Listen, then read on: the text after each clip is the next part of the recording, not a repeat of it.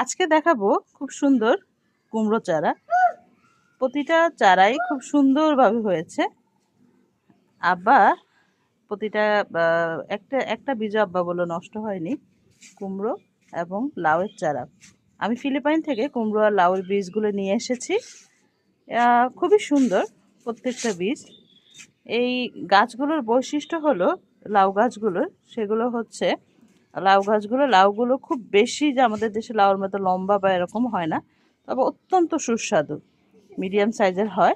আর কুমড়ো গাছ হচ্ছে আমার খুব বড় বড় সাইজের কুমড়ো হয় না, ছোট ছোট সাইজের কুমড়ো হয়, তবে অত্যন্ত সুন্দর কুমড়ো হয়। এক গাছে অনেকগুলো কুমড়ো ধরে এবং সবুজ, পাকলে অনেক মিষ্টি হয় কুমড়োগুলো, কিন্তু সুস্বাদু। যাক, প্রতিটা গাছই হয়েছে প্রতিটা চারা থেকে। মোটামুটি আত্মীয় স্বজন সবাইকেই দিচ্ছি টুকটাক চারাগুলো।